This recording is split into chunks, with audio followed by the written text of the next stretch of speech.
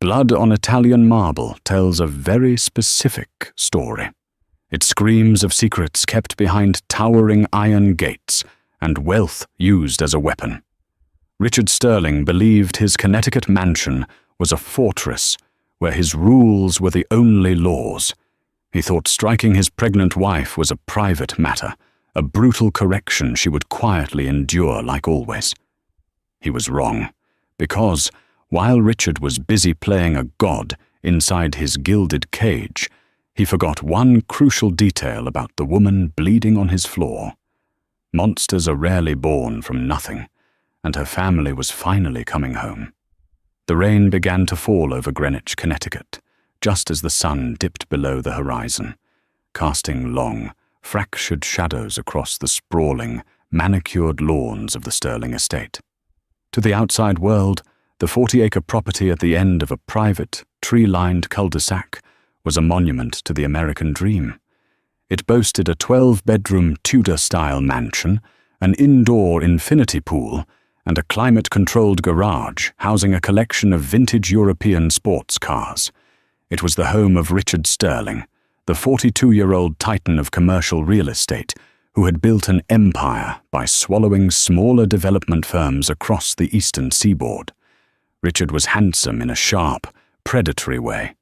His tailored Brioni suits and practiced easy smile graced the covers of local business journals, painting the picture of a ruthless but respectable capitalist. He was a man who attended charity galas, wrote massive checks to local politicians, and shook hands with a firm, dominant grip.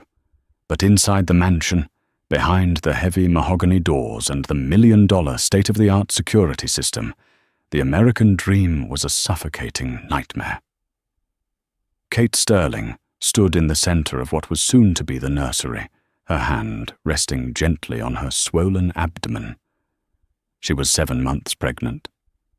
At 29, Kate possessed a quiet, understated beauty that had captivated Richard the moment he saw her 3 years ago in a quiet coffee shop in Boston. Back then she was just Kate, a woman with a mysterious lack of family history, a small savings account, and a desperate desire for a quiet, unremarkable life. Richard had swept in like a hurricane, offering stability, luxury, and a fierce, almost suffocating love. It hadn't taken long for the ferocity of that love to reveal its true nature, control. The first time he hit her, it was a year into their marriage. He had claimed the pressure of a multi-million-dollar acquisition had simply overwhelmed him. He had wept, bought her a diamond tennis bracelet, and sworn on his life it would never happen again. Kate had wanted to believe him. She needed to believe him, because running away was not a simple option for her. Running meant going back to a life she had barely escaped with her soul intact. But the apologies grew shorter, and the violence grew more frequent. Richard's paranoia festered in the shadows of his success. He dictated who she spoke to, what she wore, and how she spent her days. When she became pregnant, Kate thought things might change. She hoped the baby would soften the jagged edges of his temper. Instead, the pregnancy only intensified his possessiveness. She was no longer just his wife. She was the vessel carrying his air. Tonight, the air in the house was thick with an impending storm, both outside and in. Kate could feel the barometric drop in her bones. Richard was due home from Manhattan at any moment, and the news out of the city was not good. A massive zoning permit for his flagship project in Hudson Yards had been denied by the city council. She had seen the alert flash on her restricted tablet. Millions of dollars were tied up, investors would be furious, and Richard would need an outlet for his rage. Kate moved methodically through the nursery, her heart hammering a steady, anxious rhythm against her ribs. She smoothed the pristine white linen of the crib, adjusting a stuffed bear by a fraction of an inch. Everything had to be perfect. The house had to be silent. Dinner had to be flawless, and she had to be entirely agreeable. The heavy thud of the front door echoing up the grand staircase made her freeze. Kate!" His voice didn't carry a greeting. It carried a demand. It echoed off the vaulted ceilings of the foyer, sharp and laced with an exhaustion that terrified her. She took a deep breath, steeling herself, and walked out of the nursery. She descended the curving staircase, her hand clutching the banister for support. The sheer weight of the child in her belly made her center of gravity feel off, but she forced her posture to remain upright. Richard was standing by the entryway console, aggressively shrugging off his wet trench coat. He didn't bother hanging it up, letting it drop to the imported Persian rug. His tie was already loosened, his jaw clenched so tightly she could see the muscle ticking beneath his skin. "How was the drive, Richard?" Kate asked softly, keeping her distance. He looked up, his eyes bloodshot and cold. "The drive was a miserable crawl through a monsoon. The city is full of incompetent fools, and my lawyers are useless." He kicked off his dress shoes. "Is dinner ready? Tell me Maria didn't burn the roast again." "Maria left at 5, just like you asked," Kate replied evenly, moving toward the kitchen. "I made dinner. It's keeping warm in the oven." Richard followed her, his heavy footsteps thudding against the hardwood floor. "You made it? I thought I told you to stay off your feet. You're supposed to be resting. Do you want to cause a complication? Because that's exactly how you cause a complication." "I feel fine, Richard. The doctor said light activity is good for me," she murmured, pulling an oven mitt onto her hand. "I don't care what the doctor said," Richard snapped, closing the distance between them. He grabbed her wrist, not hard enough to bruise yet, but tight enough to send a warning jolt up her arm. "I care about what I said. You carry my child. You do as I instruct." Kate swallowed hard, forcing herself to look down. "I'm sorry. I just wanted to make sure you had a good meal after a hard day." He released her wrist with a huff of derision. "Plate it. Bring it to the dining room. And pour me a scotch. A double." The dining room was a cavernous space, dominated by a long, polished oak table that could seat 20. Tonight, they sat at opposite ends, separated by an expanse of gleaming wood and dead silence. Outside, the storm had intensified. Thunder rattled the antique window panes, and lightning cast brief, harsh illuminations across Richard's face as he chewed his steak. Kate picked at her food, the nausea of anxiety churning in her stomach. She watched him covertly. He was drinking the scotch too fast. It was his 3rd glass since walking through the door. "The meat is dry," Richard stated flatly, dropping his fork onto the porcelain plate with a loud clatter. Kate flinched. I can make something else. There's some pasta." "I don't want pasta, Kate," he interrupted, his voice dropping an octave. This was the dangerous tone, the quiet before the eruption. "I want a wife who can follow simple instructions. I want a peaceful home." "Is that too much to ask? I bust my arse in the city. I deal with blood-sucking politicians trying to ruin my legacy, and I come home to dry meat and a wife who thinks she knows better than me." "Richard, please. You're stressed. Let's just go upstairs and—" "Don't tell me what I am!" he roared, slamming both hands down on the table. The crystal wine glasses shuddered. Kate immediately pushed her chair back, instinctively crossing her arms over her swollen belly. Okay, Richard. I'm sorry." He stood up, his chair scraping violently against the floor. "You're always sorry, Kate. Always so incredibly sorry. But you never learn, do you?" He began to walk down the length of the table toward her. Kate stood up, her breath hitching. She backed away toward the arched doorway leading to the living room. "Richard, stop." "The baby," she pleaded, her voice trembling. "This has nothing to do with the baby," he shouted, closing the gap. "This has to do with respect." He lunged forward. Kate tried to turn and run, but she was heavy and slow. Richard's hand caught the back of her hair, yanking her backward. She screamed as the force threw her off balance. Before she could catch herself, his open palm struck the side of her face with a sickening crack. The force of the blow sent a burst of white light exploding behind Kate's eyes. She spun, her legs giving out, and she crashed hard onto the hardwood floor. Pain, sharp and immediate, radiated through her jaw and shoulder, but her only thought was her stomach. She curled into a tight ball on the floor, wrapping her arms protectively around her unborn child, gasping for air as the wind was knocked out of her. Blood immediately began to pool in her mouth, metallic and warm. She had bitten her tongue and the inside of her cheek. Richard stood over her, his chest heaving, his fists clenched at his sides. He looked down at her with a mixture of disgust and dark satisfaction. "Look what you made me do," he hissed. "You push and you push. This is your fault." Kate squeezed her eyes shut, a sob tearing from her throat.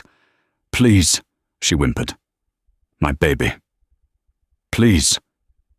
"My baby," Richard corrected her coldly. "And don't worry.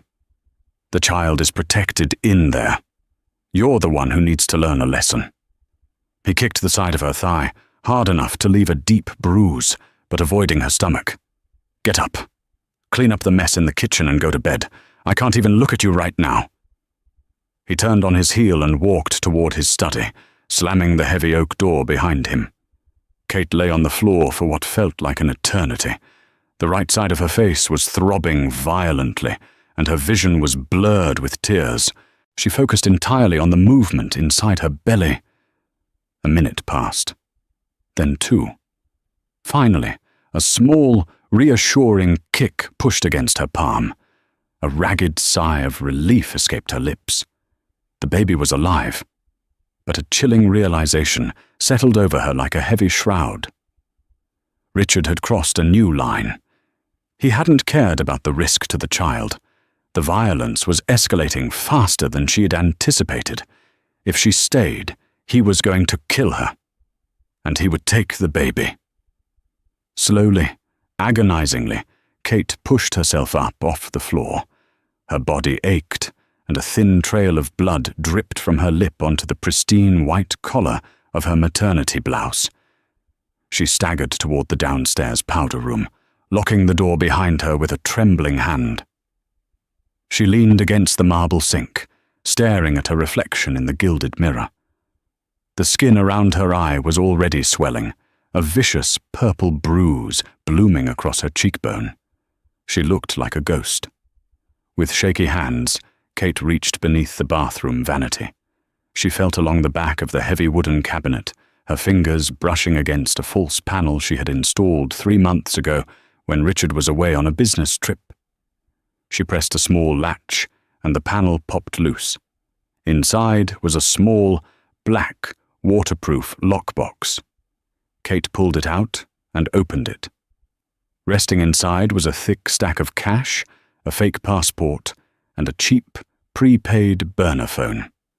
She had promised herself she would never use the phone. Using the phone meant invoking a ghost from a past she had spent 10 years trying to outrun. Before she was Kate Sterling, before she was even Kate Montgomery, her name had been Kate Volkoff. Her father, Alexander Volkoff, was a man whose name was whispered in the darkest corridors of power across Europe and the eastern seaboard. He wasn't just a businessman. He was the head of a sprawling, deeply entrenched syndicate that controlled shipping ports, politicians, and massive swaths of illicit trade. Growing up, Kate had been a princess in a fortress of blood money. When she was 19, she had witnessed her father casually order the execution of a rival associate in their own living room. That night, she vanished. She changed her name, buried her past, and traded the terrifying world of organized crime for what she thought was normal life. She had sworn to never return to the Volkoff family. Her father's love was just as controlling, just as possessive as Richard's. but backed by armies of men with silenced weapons. Kate stared at the burner phone. Her thumb hovered over the power button. If she made this call, she would be trading a domestic tyrant for an international monster. Her life of hiding would be over. She would be swept back into her father's brutal empire, a pawn to be protected. Yes, but a prisoner nonetheless. Another sharp pain shot through her bruised thigh, and she looked down at her swollen stomach. "It's not about you anymore," she told herself. "It's about the baby." Richard could easily buy the local police. He had the judges in his pocket. If she ran normally, he would hunt her down, legally destroy her, and take full custody of the child. She needed an entity stronger than the law. She needed a force that Richard's money couldn't buy and his arrogance couldn't comprehend. Kate powered on the phone. It took 30 seconds to find a signal. She dialed a number she had committed to memory a decade ago, a number that connected directly to the central clearinghouse of her father's head of security, a man named Victor. The line rang once, twice. "Speak," a deep, gravelly voice answered in Russian. Kate closed her eyes, a single tear cutting a track through the blood on her face. She spoke in her native tongue, a language she hadn't used in 10 years. "Victor, it's Kate." The silence on the other end of the line was absolute, dense with sudden shock. "Lyubimaya," Victor finally whispered.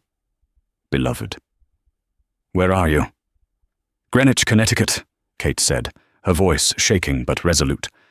She rattled off the address of the mansion. "I am pregnant. The man I am with. He has hurt me. He will kill me and take the child." The pause that followed was brief, but it carried the weight of a death sentence. "Is the man in the house?"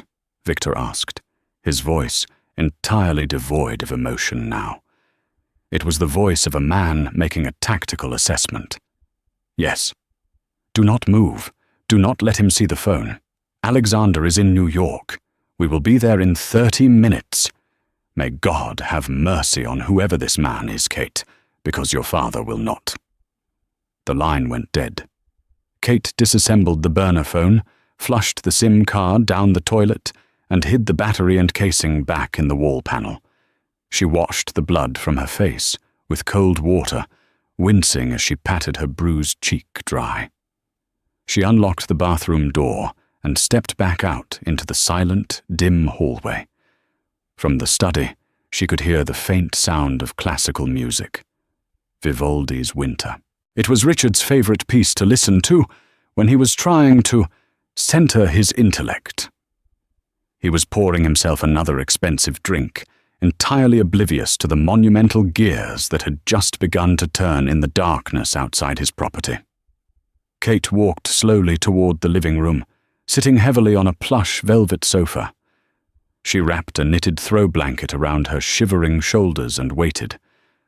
The storm outside raged on, lightning tearing jagged gashes across the night sky, illuminating the manicured front lawn in flashing, strobing bursts.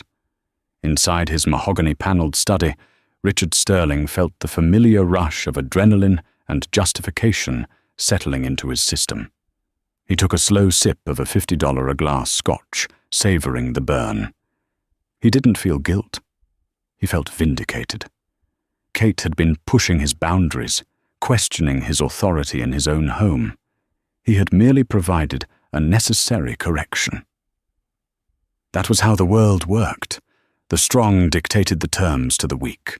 It was how he ran his company, and it was how he ran his marriage.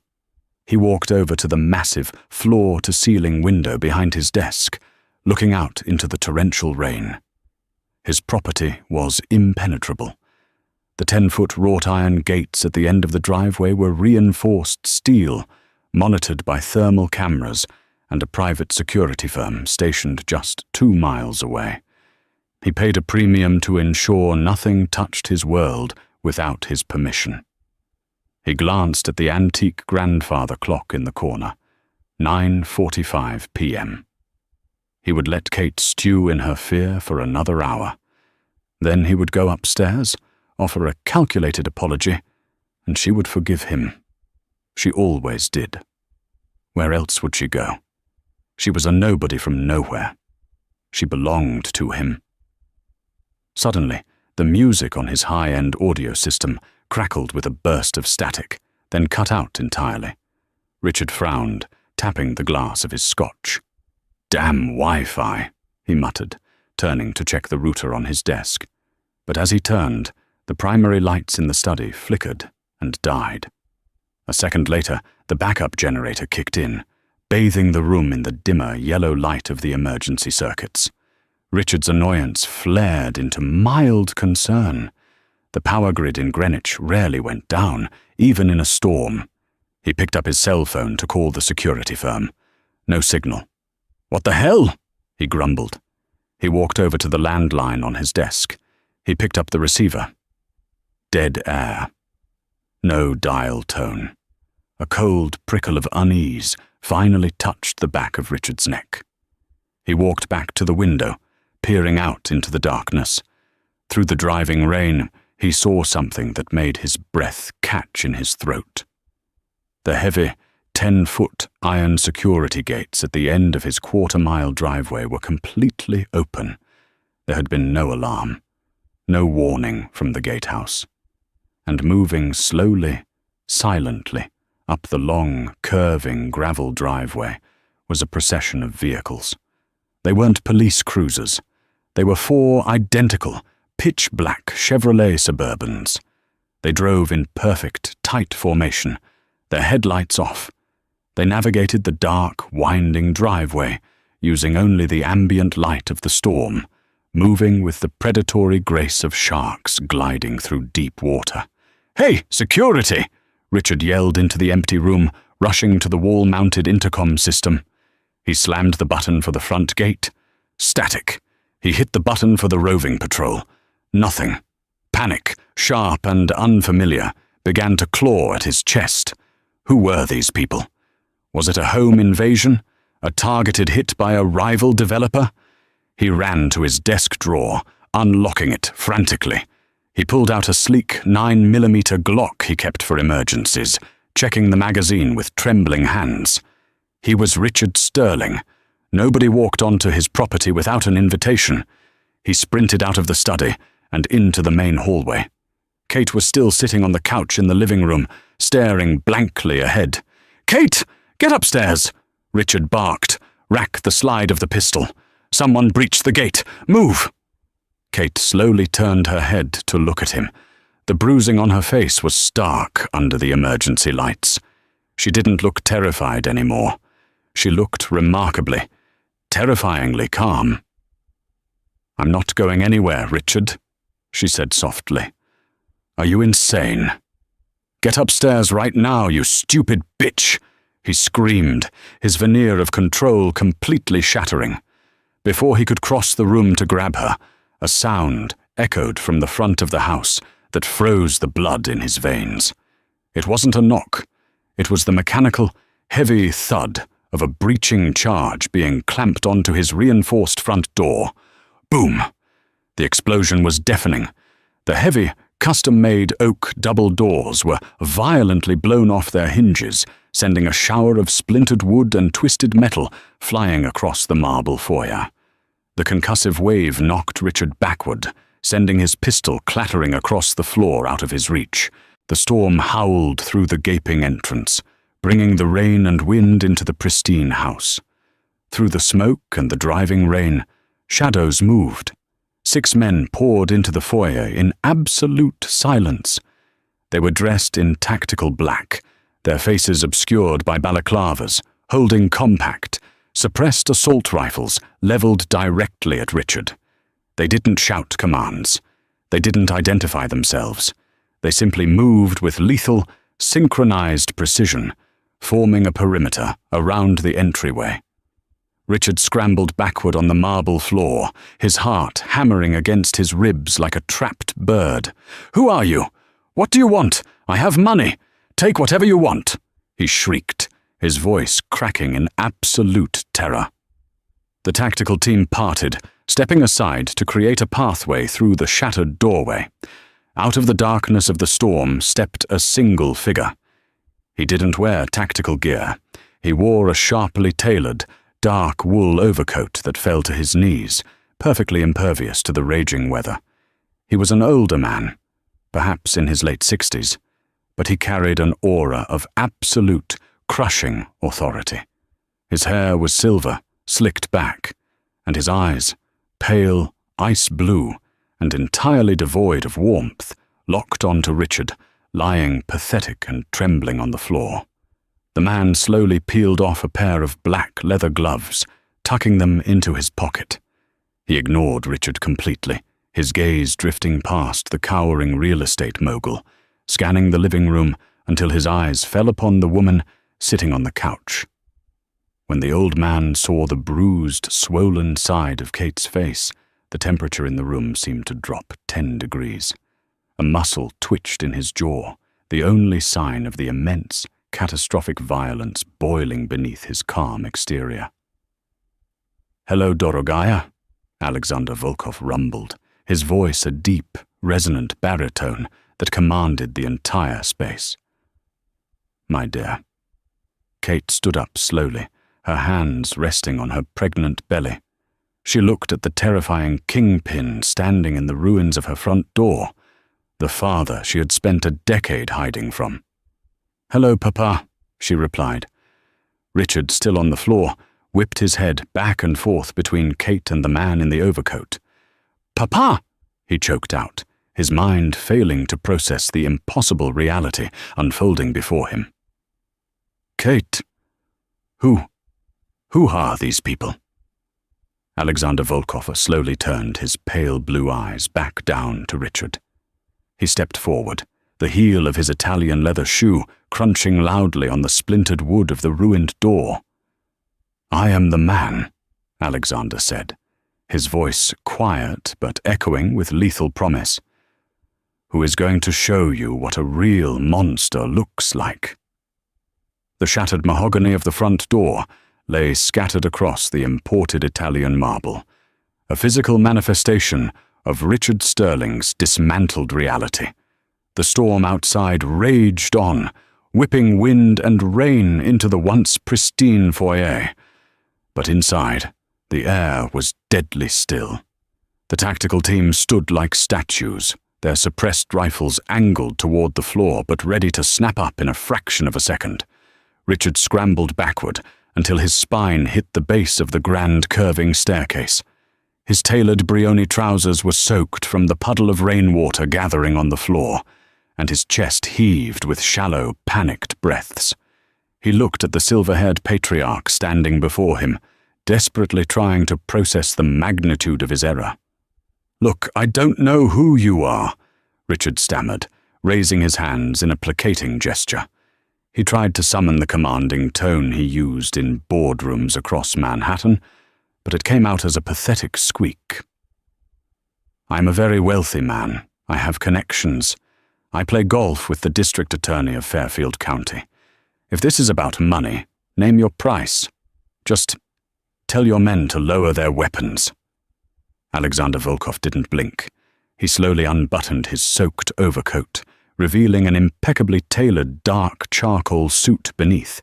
He took a deliberate step forward, the sound of his leather sole echoing sharply.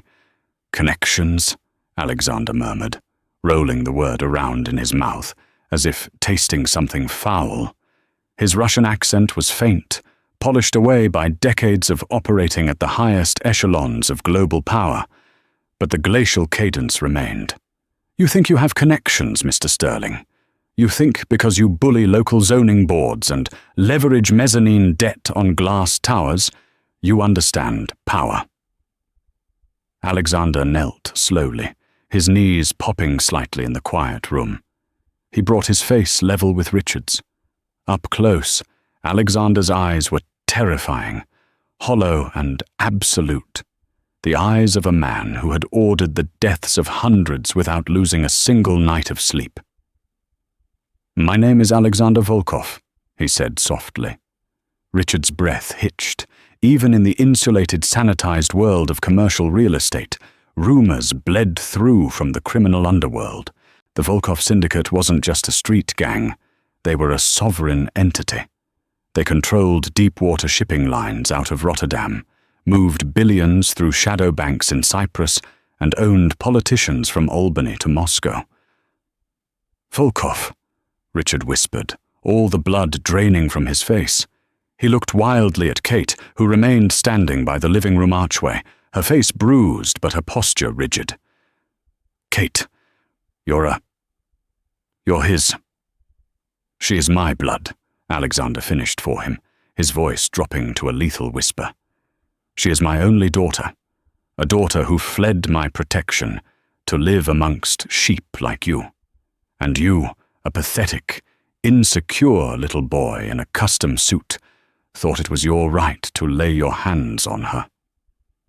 "It was an accident," Richard pleaded, tears of pure terror finally spilling over his cheeks. "I was stressed. The Hudson Yards deal fell through." Before Richard could finish his excuse, Alexander's hand shot out with blinding speed. He didn't hit Richard. Instead, he clamped his massive iron-grip fingers around Richard's right wrist, the hand that had struck Kate. Alexander didn't shout. He didn't curse. He simply squeezed, twisting the wrist at an unnatural angle. Richard screamed, a high, reedy sound of pure agony that bounced off the vaulted ceilings. He writhed, trying to pull away, but Alexander's grip was absolute. "Victor," Alexander said calmly, not breaking eye contact with the sobbing billionaire. From the shadows of the doorway, the massive, broad-shouldered man Kate had spoken to on the phone stepped forward. Victor moved with the heavy, unavoidable momentum of a freight train. He didn't carry a rifle. His hands were weapons enough. "Yes, boss," Victor grunted. "Mr. Sterling is very proud of his empire," Alexander noted, finally releasing Richard's wrist and standing up. He casually wiped his hand with a silk pocket square. "He believes his money protects him. Show him the fragility of his world." Victor reached into his tactical vest and produced a sleek, encrypted satellite tablet. He tapped the screen a few times and tossed it onto the marble floor in front of Richard. "Look at the screen, Sobaka," Victor growled. "Dog." Richard, clutching his sprained wrist to his chest, peered down at the glowing screen. It displayed a live feed of his offshore banking portfolios, accounts he had hidden in the Cayman Islands and the British Virgin Islands, untraceable funds he used to dodge the IRS and pay off city officials. As he watched, the balances, totaling nearly $80 million, began to plummet. 80 million, 40 million, 12 million, 0. What are you doing?" Richard gasped, his mind snapping. "That's my life. You can't do that. That's secure." "Nothing is secure from us," Alexander stated, walking over to Kate and gently, reverently touching her uninjured cheek. "My financial architects have been inside your network since Kate called us 30 minutes ago. Your liquid assets have been seized and routed through a dozen shell companies. By morning, your commercial properties will be hit with fabricated, airtight federal liens. Your investors will receive anonymous dossiers detailing your embezzlement and your illegal kickbacks. The SEC will be knocking on your door by noon." Richard curled into a fetal position on the floor, sobbing uncontrollably. The veneer of the alpha male had evaporated, leaving behind a pathetic, hollow shell. "You're ruining me," Richard wept into the cold marble. Alexander turned back, a cold smile finally touching the corners of his mouth. "Ruining you? No. Ruining you would be a mercy. I am erasing you. But first, there is the matter of physical restitution." Alexander nodded once to Victor. Victor stepped forward, his heavy combat boot pressing down firmly on Richard's right hand, pinning it flat against the floor. "No, please! Please, God, no!" Richard shrieked, thrashing wildly. The tactical team closed in, 4 men stepping forward to pin his legs and shoulders to the floor. He was entirely immobilized. Kate turned her face away, looking out the shattered window into the darkness. She didn't want to watch, but she didn't ask her father to stop. In this world, blood demanded blood. Victor didn't use a weapon. He simply raised his other heavy boot, and with the detached precision of a man crushing a roach, he brought his heel down directly onto the back of Richard's pinned hand. The sound of multiple metacarpal bones snapping was a wet, heavy crunch that cut through the sound of the storm. Richard's scream was guttural, raw, and animalistic until his eyes rolled back in his head and he mercifully passed out, slumping lifelessly against the marble. The silence that followed was broken only by the steady drum of the rain. Alexander adjusted his cuffs, looking down at the unconscious man with mild disgust. "Clean it up," Alexander ordered, his voice echoing through the foyer. The tactical team immediately sprang into motion. They weren't just muscle, they were a highly organized extraction unit. 2 men jogged down the hallway toward Richard's study. Within seconds, Kate heard the sound of heavy axes smashing into the server racks that housed the mansion's internal security footage. Another man knelt beside Richard, quickly injecting a clear fluid into the unconscious man's neck. "What is that?" Kate asked, her voice raspy. It was the first time she had spoken directly to her father since his arrival. Alexander turned to her, his hard eyes softening infinitely. "A heavy sedative. He will wake up in 24 hours. By then, his world will be entirely gone, and we will be ghosts."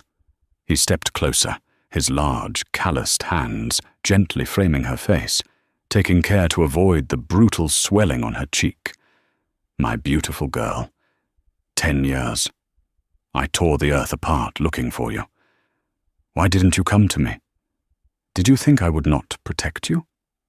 Kate looked into her father's eyes, seeing the ruthless monster the world feared and the desperate father who had mourned her. "I ran from the blood, Papa," she whispered. "I wanted a quiet life. I wanted normal."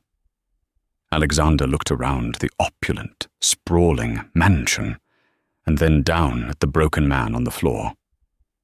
"This is not normal, Kate. Men like him, they hide their monsters behind checkbooks and country clubs. At least in our family, we are honest about the wolves we are."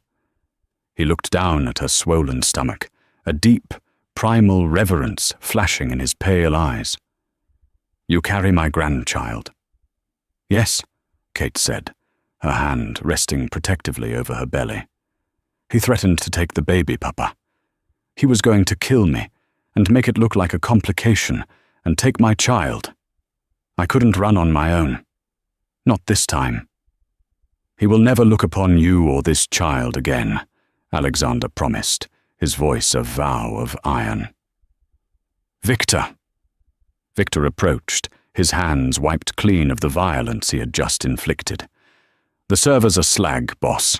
The external security firm's remote backups have been wiped by the cyber team in the convoy. The gate logs are scrubbed. As far as the digital world is concerned, we were never here." "Good," Alexander said. He took off his custom-tailored overcoat and draped it over Kate's trembling shoulders. The wool was warm, smelling faintly of expensive Cuban cigars and old money. "Bring her a bag. Pack only what she needs. Nothing that ties her to this place." Victor nodded and moved swiftly up the grand staircase.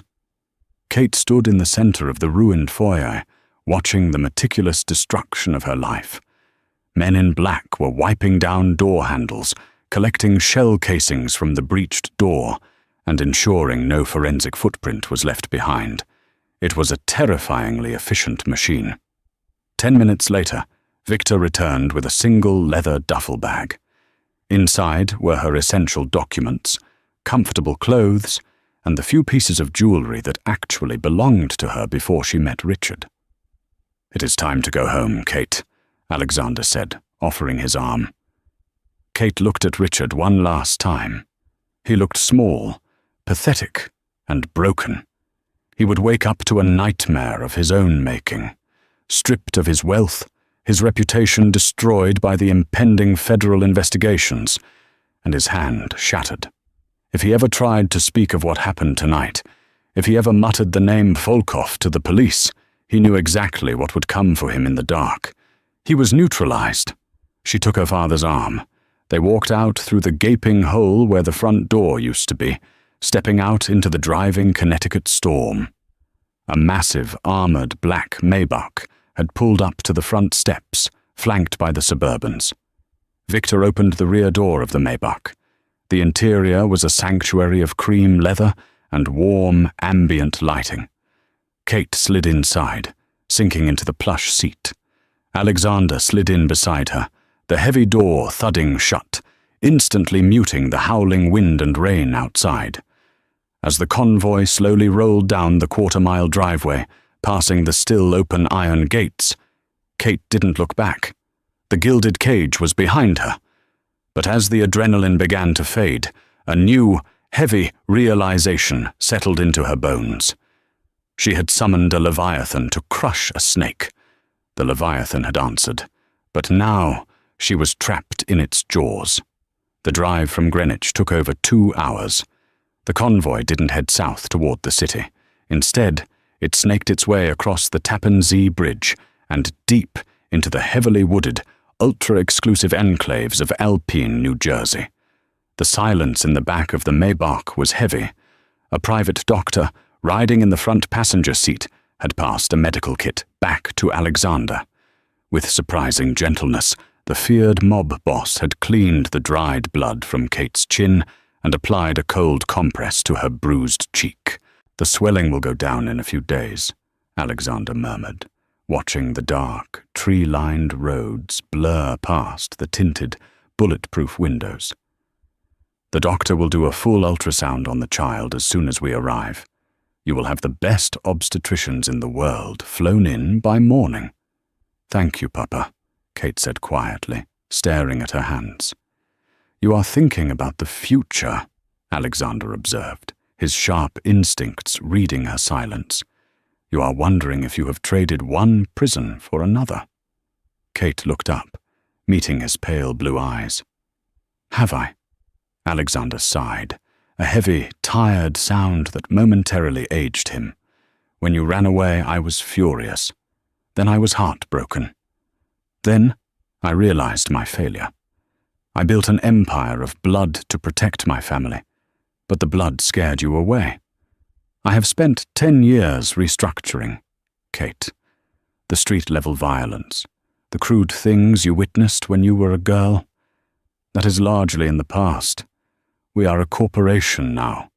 A shadow corporation, yes, but we operate in boardrooms, not alleys." He reached out, placing his large hand over hers. "You are not a prisoner, Kate. You are a Volkov. But understand this, you can never go back to being a nobody. Richard Sterling proved that the world is full of predators who prey on the unprotected. Here, you are the apex." The Maybach slowed, turning off the main road onto a private, unmarked, mile-long driveway paved with pristine asphalt. They approached a massive set of solid steel gates, flanked by stone guardhouses. Men heavily armed with tactical rifles, wearing discreet earpieces, nodded as the convoy approached. The gates swung open silently. The Volkov compound was breathtaking. Set on a cliff overlooking the Hudson River, the estate was a sprawling, modern fortress of glass, steel, and dark stone. It was infinitely larger and more imposing than Richard's Connecticut mansion. This wasn't a home built by banking loans. It was a citadel built by supreme, untouchable power. The vehicles pulled into a massive subterranean garage, illuminated by harsh, bright LED lights. Dozens of luxury cars and armored SUVs were parked in perfect rows. Victor opened the door, and Kate stepped out into the dry, climate-controlled air. The exhaustion was finally catching up to her, her legs trembling slightly. "Take her to the East Wing," Alexander instructed the medical team. "Make sure she is comfortable. I will be up after I debrief with the financial team. I want Sterling's remaining assets liquidated and routed to our accounts in Zurich before sunrise." Kate was escorted up a private elevator that opened directly into a sprawling, penthouse-style suite. The walls were floor-to-ceiling glass, offering a panoramic view of the dark, churning river below. The bed was massive, the linen silk, and the security absolute. After the doctor examined her, confirming the baby's heart rate was strong and the stress hadn't triggered early labor, Kate was finally left alone. She walked into the lavish marble bathroom, looking at her reflection in the mirror. The woman looking back at her wasn't the terrified, subservient wife she had played for 3 years. The bruise on her face was a badge of survival. Richard had wanted a victim. He had wanted a vessel for his legacy. Kate placed her hands on the cold marble sink, leaning forward. The fear that had dictated her life for the past decade, fear of her father's world, fear of Richard's temper, began to evaporate, replaced by something entirely new. A cold, hard clarity. She had tried playing by the rules of the normal world, and it had nearly gotten her and her child killed. Her father was right. The world was full of predators. If she wanted to guarantee her child's absolute safety, she couldn't rely on hiding, and she couldn't rely solely on her aging father's protection. She had to become untouchable herself. She wasn't Kate Sterling anymore. She was Kate Volkov, and she was heir to a shadow empire worth billions. An hour later, a soft knock echoed on the heavy bedroom door. Alexander stepped inside, looking drained but victorious. "Sterling is ruined," Alexander said softly, sitting on the edge of a velvet armchair near the window. "He is currently a pauper, bleeding on a marble floor. Are you at peace, Dorogaya?" Kate walked out of the bathroom. She had changed into a dark silk robe provided by the staff. She didn't look like a battered wife seeking comfort. She walked with a slow, deliberate grace, sitting opposite her father. "I am at peace with his fate," Kate said, her voice steady and devoid of its usual tremor. Alexander studied her, a flicker of surprise crossing his hardened features. "You look different." "I am different, Papa," she replied, resting her hands on her stomach. "You said you spent the last 10 years restructuring the family into a corporation." "I have," Alexander nodded cautiously. "And who runs the legitimate fronts? The shell companies? The international shipping logistics? I have a board of advisors, men I trust. Victor handles security, Thomas handles the banking, Silas manages the ports." Kate held his gaze. "I spent 3 years listening to a billionaire real estate developer dissect corporate takeovers, tax loopholes, and municipal zoning corruption. I know how the legitimate world washes its hands, Papa. I know how men like Richard hide their sins in plain sight." Alexander leaned forward, a dangerous, thrilling spark igniting in his pale eyes. "What are you saying, Kate?" "I am saying that I am not going to hide in this tower and be a pampered princess while you fight the wars outside," Kate stated, her voice hardening into steel. "I have a child coming, a Volkov heir. I want full access to the family's financial portfolios. I want to know where every dollar comes from and where it goes. I want an office next to yours, Papa." Alexander stared at her for a long, heavy moment. The silence stretched, fraught with the shifting dynamics of power. For the first time in his life, the ruthless head of the Volkov syndicate looked utterly, entirely proud. A slow, terrifying smile spread across Alexander's face. "The lamb," he whispered, has finally grown teeth. "The lamb is dead," Kate said coldly. "Show me the books, Papa. It's time I learned the family business." 3 years later. The crisp autumn wind whipped across the tarmac of Teterboro Airport, carrying the distinct scent of jet fuel and turning leaves. A sleek, customized Gulfstream G650 stood ready, its engines whining a low, eager hum. At the base of the stairs stood a small phalanx of men in tailored suits, not the tactical black of the past, but the quiet, expensive armor of modern security. Among them, immovable as ever, stood Victor, his eyes scanning the perimeter with practiced paranoia. A black Maybach glided to a stop near the plane.